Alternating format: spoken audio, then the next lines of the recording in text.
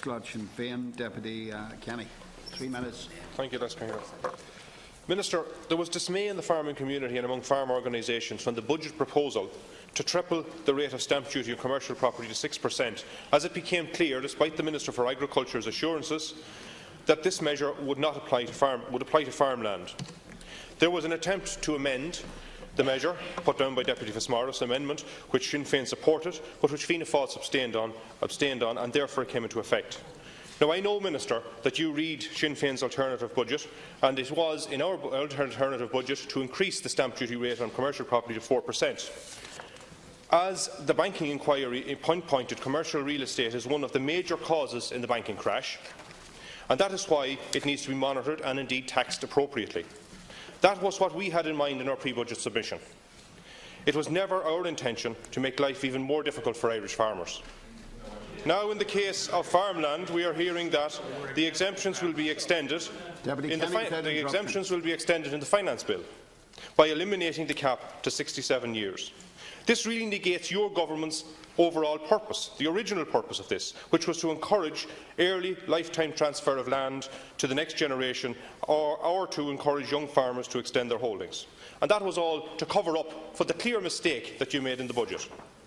The core issue is that in the context of farm incomes being half the average industrial wage, many farm enterprises being unviable unless they can expand, we now find that the government is going to impose a trebling of stamp duty if farmers try to make their holdings viable. Minister Creed told us in his post-budget press conference that the increase would not apply to farmland, and I quote, he was adamant on this. He said, "We need to nail this one. The increase in stamp duty does not apply to agricultural land." Now, the question is, did the Minister for Agriculture or his advisers not know what the Minister for Finance was proposing, or did they get it wrong? Fine Gael portrays itself as being the farmers' party, and always has had that tradition indeed. And in this regard, this disregard for rural Ireland in the Cabinet is so severe that this measure was introduced without even considering its consequences on the farming community and without consulting the Minister for Agriculture. Is your government happy, Minister?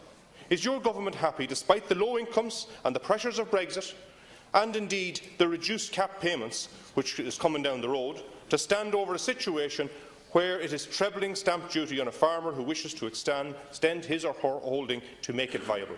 Thank you. Well, first of all, I think it's very important to put this measure in context, and I think the Deputy does show some understanding of this. We have a strong commercial sector, but we have a housing sector which is not meeting the needs of the people. And the intention of this measure is to secure a switch of activity into the badly needed area of housing. And the Minister not only provided a relief here that any sale of farmland which switched into residential would have a relief, he also provided measures in relation to capital gains tax and to a new fund to support developers to develop land for housing. So this is part of a group of measures to see that we deliver one of the most important needs of our people. The position in relation to the stamp duty on commercial property, which includes certain categories of farmland, is that there is an increase to a new 6% rate. It's not going back to the old 9% rate which prevailed in the past, but there are very significant exemptions, as you know. There's exemptions for young farmers, there's exemptions for transfers within families where holdings are being consolidated, and as I say, there's exemptions for where the sale results in the land going for a housing purpose within a certain period. I think 30 months was the specified period.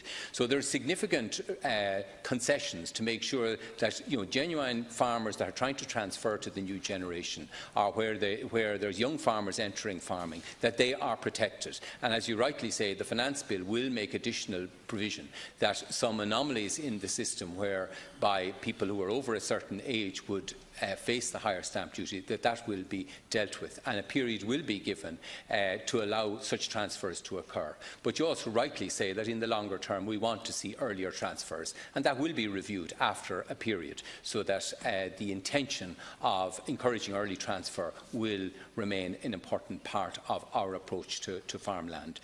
So I can't speak for the intentions of Sinn Féin when they put forward this proposal. I didn't see any such exemption outlined in your document, but obviously I'm not accountable for what Sinn Féin's intention was. But I think the measure which you rightly pointed out in your pre-budget submission was a justifiable measure, is now being introduced, and I think there are reasonable reliefs being put in place to ensure that it doesn't have unintended consequences for the sort of farming transfers that we want to see happen. Deputy Kenny, 1 minute. I think the unintended consequence, clearly, Minister, is that the farmer out there, and we all know them around the country, that are working very hard, that have a small piece of land, that are struggling to survive and raise a family. And the only way forward for them, in many cases, if they can get the money, and a lot of them can't get the money from a bank, is that if a piece of land comes up beside them that they can expand, that they can extend their holding. And now they find that that stamp duty, for them to do that, is gone to 6% from 2%. And that's the issue here. And I acknowledge, that in regard to the young farmer under 35 that has a green cert, but many of the farmers out there, and particularly we see in the dairy industry where farmers are expanding a lot, are not in that category. They're unfortunately over the 35 age limit and will not get any exemption. And Minister, the clear situation here is that it wasn't thought through, that the government didn't realise when they were bringing this in that the farmer was going to be caught.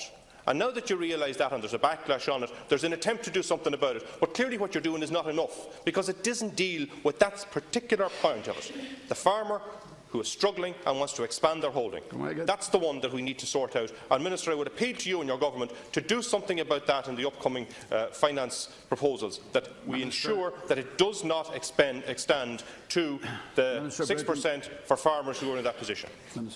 I entirely disagree with you. I think it would be quite unjust if a small business that was in some other activity wished to expand, and it would be on a different tax regime from a small holding who wanted to expand. I think you have to recognise that there are many small businesses, small family businesses, who have to be treated equitably. And I think that's why this is designed the way it is. There are certain reliefs for farmland because we want to see young people move into farming, because we want to see consolidation, because we want to see, in certain cases, farmland released for housing purposes. And the concessions are designed to achieve what we want to, as a community, achieve here. But we're not introducing a blanket system where small businesses and small farms are on a completely different basis. I think you'd recognise that yourself among your own constituents. If you were going to single out one group of small business people from another and treat them differently, that wouldn't be equitable or fair. But where there is a public purpose to be achieved, such as building farmland, or releasing land to young farmers,